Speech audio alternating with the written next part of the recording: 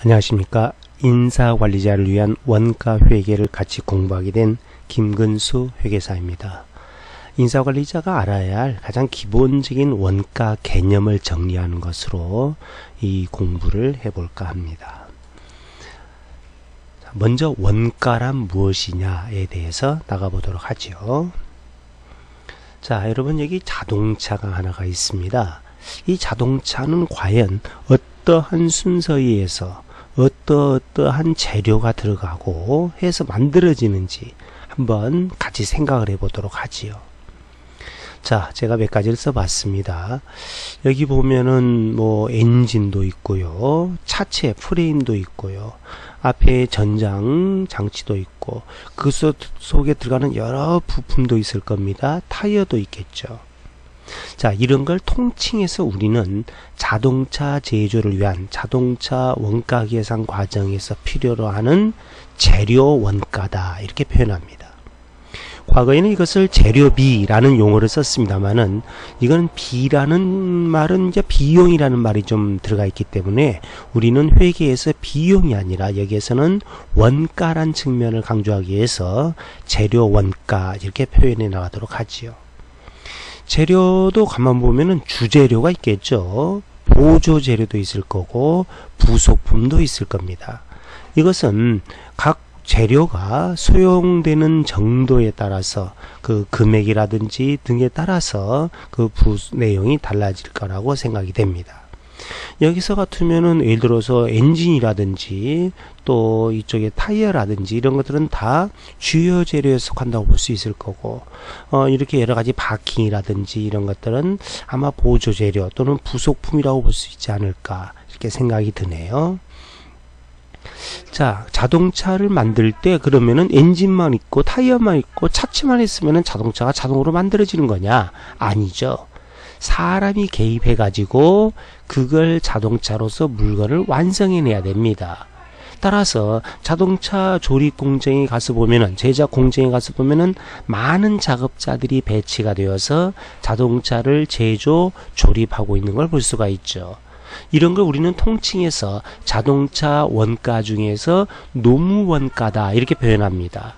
과거에는 이걸 노무비 이렇게 표현했습니다만은 원가 계산에서 노무 원가 이렇게 우리는 쓰도록 하지요. 노무 원가도 분석을 해보면은요, 자, 보면은 생산직의 인건비, 이런 인건비들은 당의 생산을 위한 직접적인으로 발생되는 인건비인 걸 알 수가 있습니다. 그런가 하면 이런 공장도 어디에선가는 관리를 해야 되겠죠. 전기가 잘 들어가는지, 냉난방은 어떻게 되는 건지, 공기 조절은 잘 되고 있는지, 이렇게 이런 공장에 관련되는 관리직도 있을 거예요. 그런가 하면은 이런 제품을 설계하고 하는 연구 개발에 관련되는 인건비도 있을 겁니다. 어쨌든 통칭해서 우리는 노무원가다, 이렇게 표현해 볼 수 있지요. 그 다음에 자동차를 제작하는 데 있어서 재료 원가와 노무 원가 이외에 제조 과정에서 들어가는 나머지 원가를 기타 제조 원가 이렇게 표현합니다. 뭐 과거에는 이것을 경비 이렇게 표현했었는데요. 자, 기타 제조 원가는 한마디로 말해서 자동차 등의 제품 제조 원가 중에서 재료비와 노무비, 재료 원가와 노무 원가를 제외한 나머지를 말하는 거죠. 자, 알다시피 여러분요, 이런 공장을 움직이려면은 전기도 들어가야 되고요, 수도, 광열 이런 것도 있어야 되겠고, 이 공장 관련되는 감가상각비도 있을 거고요, 끊임없이 이런 기계들 고장나는 거 수선도 해야 될 겁니다. 공장 관련해서 여러 세금과 공과도 부과되겠죠. 또 공장을 빌렸다라면은 이 빌린 것에 대해서 또 각종 기계 장치를 빌려왔다라면은 임차료, 리스료도 나가게 될 겁니다. 공장 직원에 관련되는 복리후생비, 그리고 우리가 직접 제조하지 못한다라면은 외부의 하청업체에 제작을 의뢰하는 경우가 있는데, 이런 걸 우리는 외주 가공비 이렇게 표현하죠. 이런 걸 통칭해서 우리는 기타 제조 원가 이렇게 표현합니다.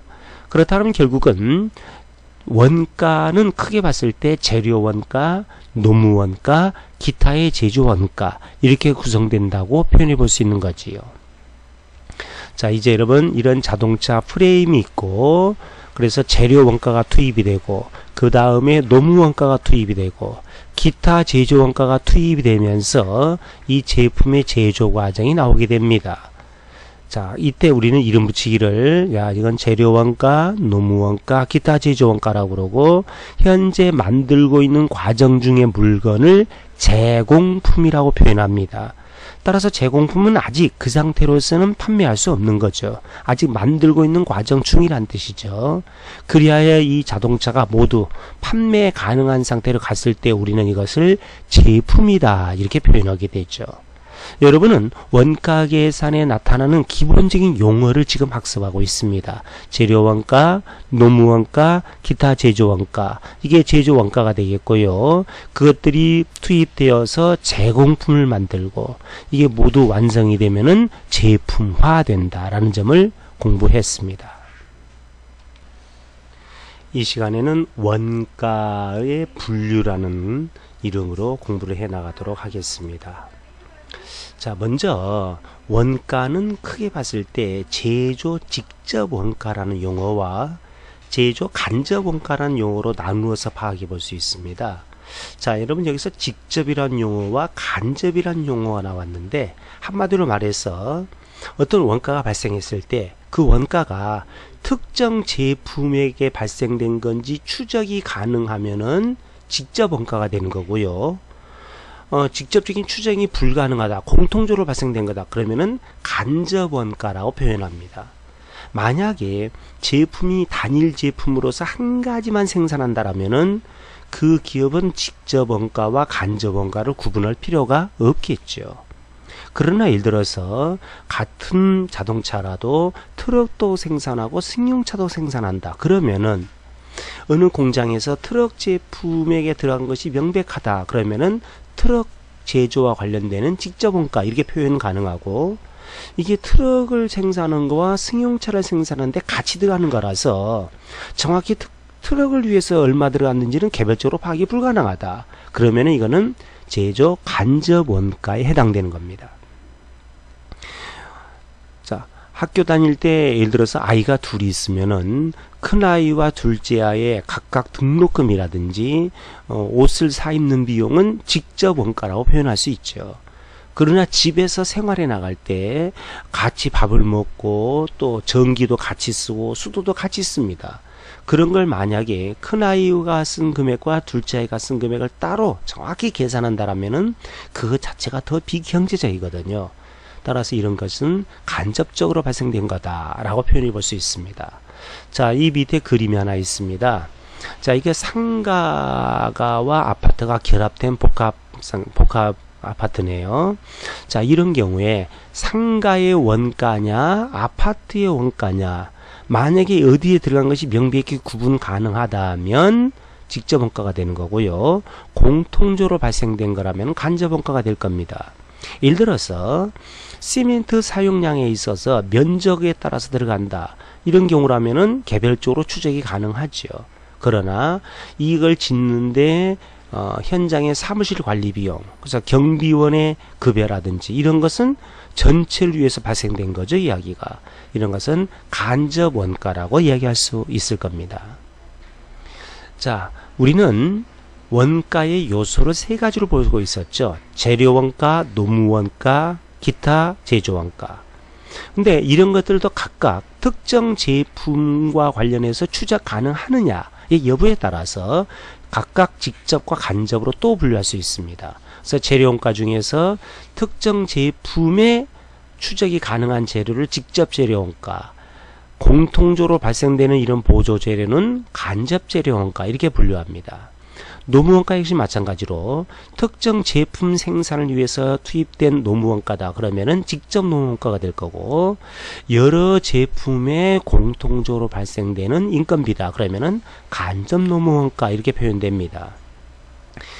기타 제조 원가는 대부분은 간접적입니다. 그건 이제 성격상 그렇다는 소리인데요.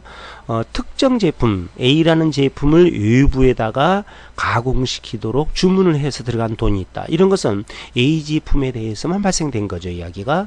이런 것은 직접적인 기타 제조 원가로 표현해 볼 수가 있습니다. 지금 여러분은 재료 원가, 노무원가, 기타 제조원가라는 원가의 3요소를 다시 특정 제품의 제조와 관련해서 추정할 수 있느냐 없느냐에 따라서 직접, 간접 이렇게 분류하는 시각을 공부하고 있습니다. 자, 여기 제가 예를 하나 들어보죠. 도너스를 만듭니다. 도너스는 A, B, C 세 가지의 종류가 있다 가정을 하죠. 맨 처음에 반죽을 하고 튀김을 해서 이 도너스가 만들어진다 가정을 하죠. A 제품은 반죽도 하고 튀김도 해서 A 제품이 완성이 됩니다. B 제품, C 제품 다 마찬가지죠. 그런데 만약에 C 제품에서는 튀김할 때 튀김 과정에서 특수한 튀김을 거쳐야 된다 가정을 하자. 자, 이때 여러분 주방장은 반죽과 튀김을 모두 총괄하는 분입니다. 따라서 A 제품을 위한 주방장 인건비냐 B 제품을 위한 주방장 인건비 이런 것은 계산 자체가 비경제적이죠. 따라서 주방장의 인건비는 노무원가 중에서 간접 노무원가다 이렇게 표현할 수 있을 겁니다. 자, 반죽팀의 인건비 이가 역시 A, B, C 공통적으로 발생되기 때문에 요거 역시 간접 노무원가입니다. 자, 튀김팀도 전체적으로는 간접 노무원가인데 특수 튀김을 담당하는 직원의 인건비는 C 제품에 개별적으로 파악되는 개념이죠. 따라서 튀김팀 중에서 특수 튀김자의 인건비는 C 제품에만 원가를 구성해야 됩니다. 그래서 우리는 이걸 C 제품의 직접 노무원가라고 볼 수가 있습니다. 이렇게 특정 제품에만 발생한 거냐 아니면은 공통적으로 발생된 거냐에 따라서 우리는 직접 원가와 간접 원가의 구분이 이루어진다라는 점을 말씀드렸습니다. 자, 그래서 이제 제조원가를 만들 때는 일반적으로 특정 제품 제조원가를 어떻게 계산하느냐, 그 제품과 관련되는 직접 재료원가, 직접 노무원가, 드물긴 합니다만은 직접 기타 제조원가, 요거 세 개를 합친 것을 직접적인 제조원가, 제조 직접원가라고 표현하게 됩니다. 그 다음에 공통적으로 발생되는 원가는 일정한 기준에 따라서 이 제품에 배부하게 되는데 이걸 간접 재료원가, 간접 노무원가, 간접 기타 제조원가로서 플러스하게 되는 거죠.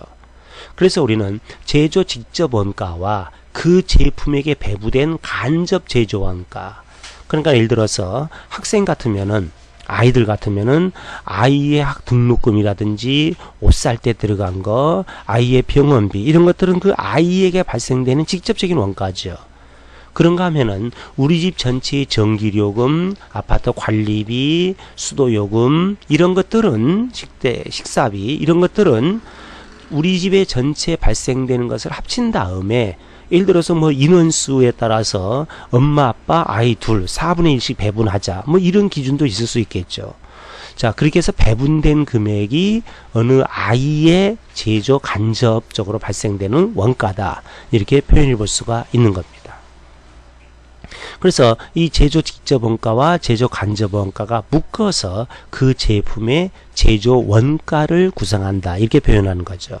다시 한번 말씀드리거니와 단일 종류의 단일 제품만 생산한다라면은 간접비와 직접 원가, 간접 원가와 직접 원가를 구분할 필요가 없습니다. 그냥 재료 원가, 노무 원가, 기타 제조 원가 합치면은 제조 원가가 되죠.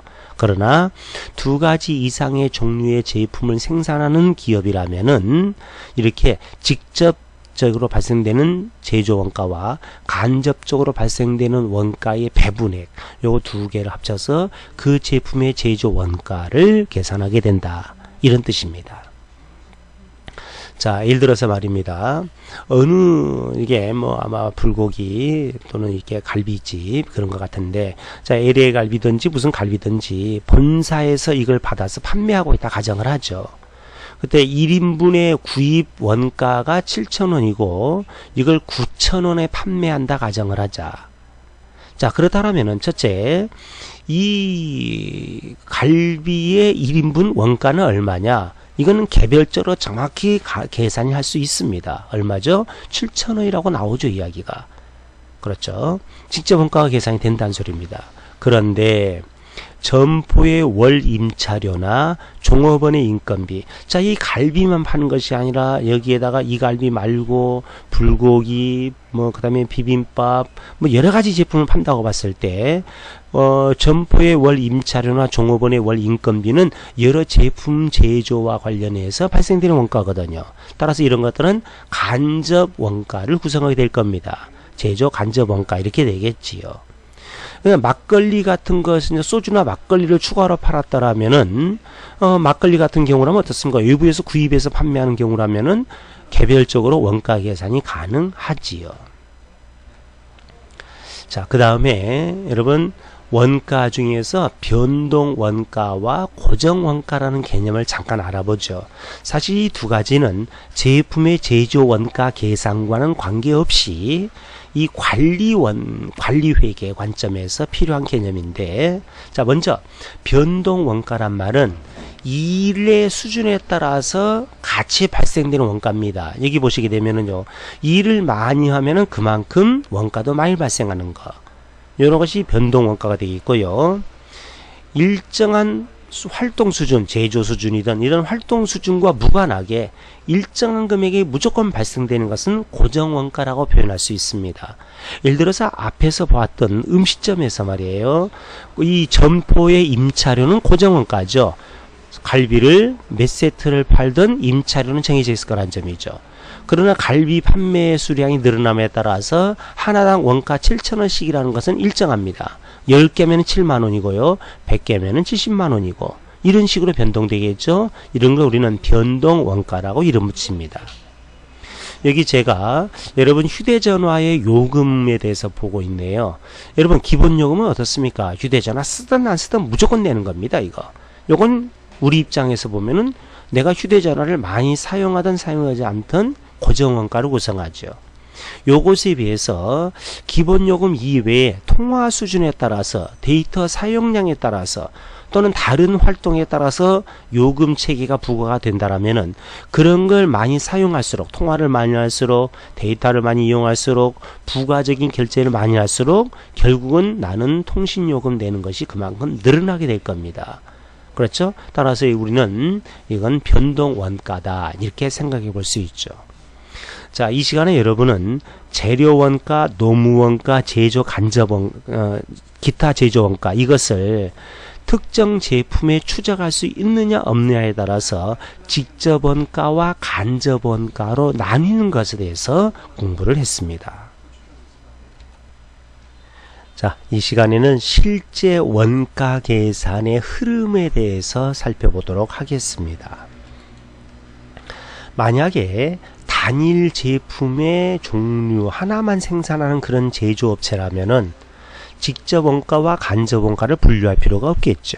그래서 원가가 투입이 되고 재료원가, 노무원가, 기타 제조원가입니다. 만들고 있는 과정 중일 때는 가공이라고 표현하고 다 만들어지는 과정을 거치겠죠.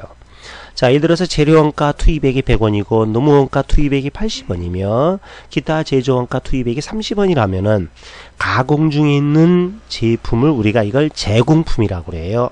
제공품의 원가는 210원이 될 거고 완성되면은 제품 원가 또한 210원이 될 겁니다. 이와 같이 단일 품목의 경우에 있어서의 제조원가는 이렇게 계산이 이루어지게 되죠. 그러나 만약에 두 가지 이상의 품목의 제품을 제조한다고 보면은 직접 원가와 간접 원가의 분류가 필요하게 되지요. 그래서 같은 재료 원가라도 특정 제품 승용차와 트럭에 추적 가능하면은 직접 원가를 구성하고 공통적으로 발생되는 것들이라면은 간접 원가를 구성합니다. 예를 들어서 승용차용 타이어라면은 승용차의 직접 재료 원가가 될 거고 트럭용 타이어라면은 트럭의 직접 재료 원가를 구성할 겁니다. 그러나 여기서처럼 각종 여러가지 바킹류라든지 볼트, 너트, 접착체 이런 것들은 이 두 가지 승용차와 트럭에 공통적으로 발생되거나 또는 중요하지 않는 그런 재료들이란 말이에요. 이런 것들은 일일이 이거 볼트 하나 썼다고 그래서 너트 하나 썼다라고 그래서 이걸 승용차에 보내느냐 트럭에 보내느냐 그럴 거 없이 일정 기간 동안에 소비액을 묶어서 계산한 다음에 일정한 방법에 따라서 승용차와 트럭에 배분해 주면 되는 겁니다. 자, 예를 들어서 우리 회사가 승용차와 트럭을 생산하는 과정에 있다 가정을 합시다. 재료 원가가 발생하면은 직접 재료 원가가 생겼다는 소리는 승용차에게 발생된 것인지 아니면은 트럭에 발생된 건지 확인이 가능하다는 소리죠. 그러면 그렇게 보내줍니다. 이렇게 100원짜리를 60억과 40으로. 그리고 간접 재료 원가가 발생되면은, 자, 6원이 발생했으면은 요거 바로 둘이 나눠주지 말고 간접 노무원가, 간접 기타 제조원가를 다 계산해 가지고 이거 합계 10원이 나오면은 요것을 일정한 방식에 따라서 규칙에 따라서 승용차와 트럭에 배분해 주면 되는 겁니다. 요걸 우리가 제조 간접 원가를 배분했다라고 표현하죠. 승용차와 트럭에. 그래서 예를 들어서 여기서처럼 7원과 3원 이렇게 배분할 수 있죠. 그러면은 현재까지 집계된 승용차의 원가는 67원, 트럭의 원가는 43원이다. 이렇게 이야기해 볼 수 있습니다. 자, 그러면은 재료 원가는 구체적으로 어떻게 계산이 이루어지게 되느냐? 자, 예를 들어서 타이어가 기초 재고가 1,000원이 있었다 가정을 하죠. 매입액이 9,000원이다. 그러면은 사용 가능한 타이어는 10,000원어치가 있는 셈입니다. 요것 중에서 단기 소비액이 8,500원이라면은 기말 재고는 자연적으로 1,500원 남겠죠. 뭐 이때 소비액을 계산하는 방식은 실제로 소비한 타이어 금액을 계산할 수도 있지만은 또 하나는 1,000원에다가 9,000원 더하기 하고 기말 재고 1,500원을 뺨으로써 소비액을 자동적으로 계산할 수도 있습니다. 자, 이 소비액은 역시 트럭이냐 아니면은 승용차냐에 따라서 직접 재료 원가와 간접 재료 원가로 나눠질 수 있겠지요. 그래서 재료 원가를 보면은 기초 재고가 있을 거고요. 이런 것들은 소비액은 승용차와 트럭으로 가게 될 겁니다. 자, 기초 재고가 1,000원이 있었고 단기 매입액이 9,000원이 있었다. 그러면은 소비액이 8,500원 나왔을 때 직접 재료 원가로 파악된 금액은 승용차와 트럭의 재료 원가로 바로 가게 되죠. 간접 재료 원가로 파악된 것은 제조 간접 원가라는 별도의 계정 과목에 합쳐지게 됩니다. 여기에는 노무 원가도 기타 제조 원가 간접인 걸 전부 합치게 돼서 요걸 전부 합친 금액을 일정한 규칙에 따라서 배분해 준다. 승용차와 트럭에 이런 과정을 거치게 되지요. 그리고 나머지가 이제 8,500원 소비했으면은 나머지가 기말 재고로 1,500원 남게 되겠죠. 그렇게 해서 재료 원가라는 계정 과목이 마감이 이루어지게 됩니다. 자, 노무 원가 마찬가지입니다. 여러분, 트럭에 관련되는 거라면은 승용차에 관련되는 것이 개별적으로 추적 가능하다면 직접 노무 원가가 되는 거고, 여기처럼 연구개발본부나 공장의 일반 관리직 또는 감독자의 인건비는 간접 노무원가를 구성한다. 이렇게 볼 수가 있죠. 요 이야기는 재료 원가와 거의 유사하기 때문에 생략해 나가도록 하겠습니다. 역시 승용차와 트럭을 생산하는 관점에서 노무원가의 흐름을 보면은 노무원가가 직접 노무원가가 50원이 발생했다. 그러면 각각 승용차와 트럭에 배분해 줍니다. 간접 노무원가 역시 제조 간접 원가에 포함이 되겠죠. 여기에는 재료 원가, 기타 간접 원가를 합쳐서 이 10원이라는 금액을 일정한 규칙에 따라서 승용차와 트럭에 배분해 주면 되겠습니다. 이 자료만 놓고 봤을 때 승용차의 원가로 집계된 금액은 37원이고 트럭은 23원이다. 이렇게 이야기해 볼 수 있습니다. 일반적으로 노무원가 일개처럼 말이에요. 직접적인 그 트럭 생산 또는 승용차 생산을 위해서 투입되는 인원의 인건비는 직접 노무원가가 될 거고요. 연구개발본부에 발생되는 인건비는 간접 노무원가가 될 겁니다. 자, 단기 소비액이 5,000원이 나오면은 요거 직접과 간접으로 먼저 배분한다는 점. 그래서 이렇게 노무원가 총 발생액은 직접 노무원가는 승용차와 트럭에 나눠주면 될 것이고, 간접 노무원가는 제조 간접 원가, 간접 제조 원가에 묶여가지고 다른 간접 원가와 전부 합쳐서 일정한 방법에 따라서 각각 배분이 이루어질 것이다 라고 역시 말씀드릴 수 있습니다. 자, 이어서 원가 요소 세 번째 거, 기타 제조 원가에 관한 이야기입니다. 일반적으로 기타 제조 원가는 대부분 간접 원가에 속합니다. 왜냐하면 공장 전체의 전기요금, 수도요금, 공장 직원들의 복리후생비, 감가상각비, 이런 것들 중에서 추적 가능한 것도 있지만은 추적하는 것 자체가 비경제적인 것도 많거든요. 그래서 대부분의 기타 제조 원가는 간접 원가를 구성합니다. 그러나 특정 제품을 외부에 가공 의뢰를 해서 하청업체에게 가공을 시켰다. 이렇게 외주 가공비로서 이런 식으로 임가공 계약이 이루어져 가지고 외주 가공했다. 이런 것은 특정 제품에 관련되는 기타 제조원가라고 볼 수가 있습니다. 기타 제조원가의 흐름 역시 흐름은 같습니다. 만약에 직접적으로 발생된 것이 있다라면은 승용차와 트럭에 각각 나눠주면 되겠고요. 간접적으로 발생된 거라면은 그렇죠. 이렇게 나머지 간접 원가와 묶어가지고 요 금액을 일정한 규칙에 따라서 서로 배분해주면 된다는 점이 있죠. 자, 예를 들어서 복리후생비나 전기 수도광열비 같은 것이 발생하게 되면은 당행기 또는 당월의 소비액을 계산하고 특정 제품에게 추적할 수 있는 것은 직접원가, 그 이외에는 간접원가로 분류하게 됩니다. 외주 가공비 같은 경우는 전형적인 직접원가에 속하는 거죠. 자, 외주 가공비 같은 경우는 트럭에 발생된 건지 승용차에 발생된 건지가 추적이 가능하기 때문에 여기서는 예를 들어서 승용차에 발생됐다고 보아서 이렇게 추적이 되는 거고, 또 트럭에 관련되는 것은 트럭 원가로 구성하게 되죠.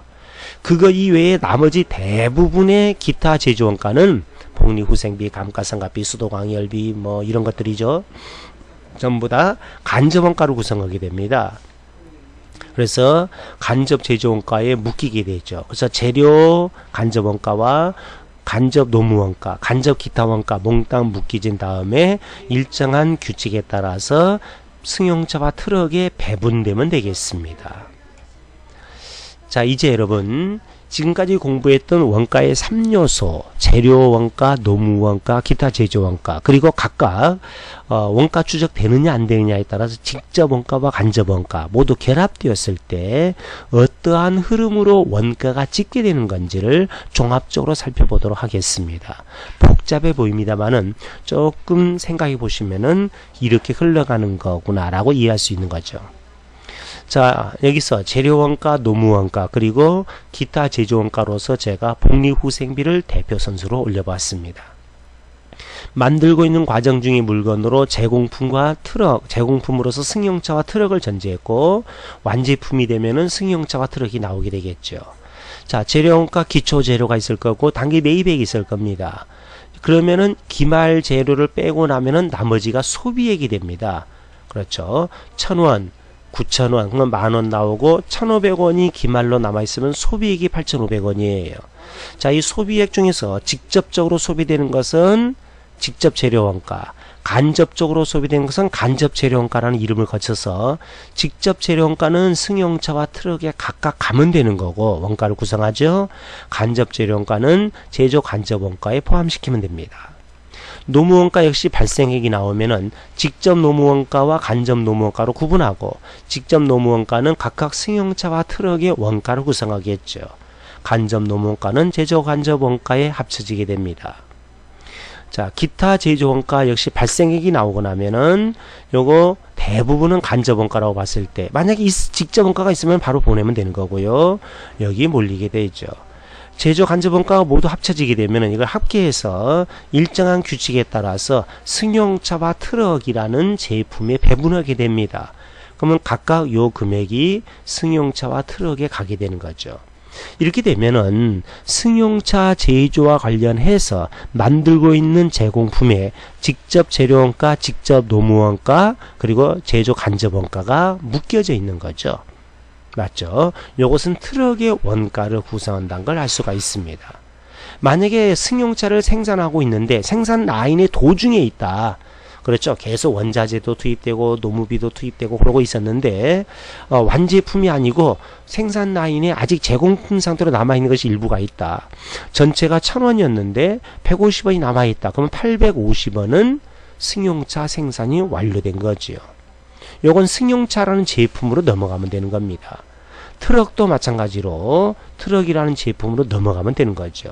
이렇게 됨으로써 결국은 우리는 승용차 제품의 제조 원가를 계산할 수 있다. 어떻게 하면 될까요? 그렇죠. 재료원가, 노무원가, 기타 제조원가 합친 데에서 기말 제공품을 빼주면 되는 거죠. 물론 전기에 있던 제공품이 있었으면은 이쪽에가 전기에 있던 단기로 말하면 기초 제공품이 여기에 각각 올라가 있었을 겁니다. 지금까지 여러분은 재료원가, 노무원가, 기타 제조원가 그리고 각각 직접 발생되는 거냐 간접적으로 발생되는 거냐에 따라서 어떻게 승용차와 트럭의 원가가 집계되는 것인지 그 과정에 대해서 학습을 하였습니다. 이 시간에는 제조기업은 원가 계산이라는 절차가 추가되게 되는데 제조기업은 재무제표가 어떤 식으로 구성되어 있을까요?에 대해서 공부를 해 나가도록 하겠습니다. 일반적으로 재고자산은 매각을 판매를 목적으로 영업활동과 관련하여 판매를 목적으로 가지고 있는 자산이 있죠. 근데 상기업, 외부에서 구입해서 판매하는 기업과 자기가 제품을 제조해서 판매하는 기업은 기본적인 흐름상에서 차이가 있습니다. 제조는 여기에서 재료원가, 노무원가, 기타 제조원가가 생산 요소가 발생해서 생산이 이루어지게 되고 생산이 이루어진 제품을 판매하는 과정을 거치게 되죠. 이것에 비해서 상기업은 외부에서 구매해 가지고 바로 판매하는 절차를 거치게 되죠. 맞죠? 이런 과정상의 차이 때문에 재고자산에 대해서 사용하는 명칭도 좀 다르게 적용이 됩니다. 제조기업은 재고자산에 대해서 다시 한번 볼까요? 재료원가, 노무원가, 기타 제조원가가 투입이 되게 됩니다. 이렇게 투입돼서 가공 과정에 있는 물건을 우리가 제공품이라고 이름 붙이게 되죠. 그랬다가 완성이 되면은 제품으로 돌아서게 되는데 요 구조로 봤을 때 원가가 210원이 투입되었습니다만은 그 중에서 아직 완성하지 못한 물건이 20원이 있기 때문에 완성품 원가는 190원이다 이렇게 표현할 수 있겠네요. 만약에 이 계산 구조가 맞다면 단기의 제품의 제조 원가는 어떻게 계산되느냐? 그렇죠? 재료 원가, 노무 원가, 기타 제조 원가를 합치고 기말 제공품을 빼서 계산이 이루어진다라고 볼 수가 있습니다. 또 제품 190원짜리가 모두 팔렸으면은 매출 원가가 될 거고요. 안 팔린 것은 기말 제품 재고를 가지게 되겠죠. 만약에 이렇게 숫자가 주어지면은 완제품 190원 중에서 안 팔리고 있는 게 30원이란 소리입니다. 그러면 팔려버린 물건의 원가는 160원이다 라고 생각해 볼 수 있지요. 일반적으로 우리가 상기업의 경우에 있어서는 상품이란 용어를 써주게 됩니다. 제조기업은 원재료, 제공품, 완제품 이런 용어를 쓰게 되는 거죠. 그래서 재무제표를 손익계산서 같은 거나 재무상태표에서 벌써 원재료, 제공품 이런 식의 용어가 나오면 이건 제조업이라는 의미가 되겠습니다. 여기에 제조 원가가 어떻게 만들어지는지 한번 그 명세서를 보겠습니다. 만약에 우리가 보통 이야기할 때 일반적인 양식으로 보면은 재료원가, 노무원가, 기타 제조원가를 전부 합치면은 단기 제조원가가 되고 여기에다가 기초 제공품을 더하기 하고 기말 제공품을 빼면은 단기에 발생한 제조원가를 구성한다. 이렇게 나옵니다. 재료원가는 기초 재료에다가 매입액을 더하기 하고 기말 재료를 빼면은 단기 재료 소비액이 되겠죠. 노무원가로서 임금, 급여, 퇴직급여, 수당 이런 것이 발생할 수 있습니다. 기타 제조원가들이 쭉 발생하겠죠. 요걸 묶어서 우리는 단기 총 제조원가다 이렇게 표현합니다. 여기는 이제 개별원가 계산이라고 해서 직접 원가와 간접 원가로 구분된 개념이 되겠습니다. 자, 손익계산서를 구성하는 매출원가도 상기업은 말이에요. 기초상품 플러스 단기 매입액 마이너스 기말상품 해서 매출원가를 계산해냅니다. 근데 제조기업은 기초제품, 단기제품 제조원가 빼기 기말제품, 이쪽에서 쓰는 용어와 이쪽에서 쓰는 용어가 조금 다르죠. 이렇게 계산이 이루어져서 완제품으로서 기초에 가지고 있던 것이 2만원 있었고 단기에 완성한 제품 원가가 5만원이다. 그러면 판매 가능한 제품 원가는 여기서 보다시피 7만원이었을 거예요. 그 중에서 안 팔린 기말 원가가 만원이 있다라면 6만원치는 팔린 거 아니냐, 이렇게 계산이 이루어지게 됩니다. 지금까지 여러분은 제조기업의 재무제표상에 나타나는 재고자산이라는 계정 과목과 손익계산서의 매출원가의 구성 내역에 대해서 공부하였습니다. 지금까지 여러분은 인사관리자를 위한 원가회계라는 과목으로 간단하게 원가회계에 대해서 공부를 했어요. 물론 본격적으로 공부에 들어가게 되면은 이 원가계산 이외에도 여러가지 다양한 표준원가계산 이런 것들이 존재합니다. 또 추가로 관리회계 등에 관련되는 공부도 하여야 하겠지요. 그러나 그런 것들은 나중 일이고 일단은 인사관리자로서 최소한의 소양으로 원가 계산은 이런 식으로 이루어지게 되고 재무제표는 이런 식으로 나타나게 된다라는 점을 학습했습니다. 고생하셨습니다.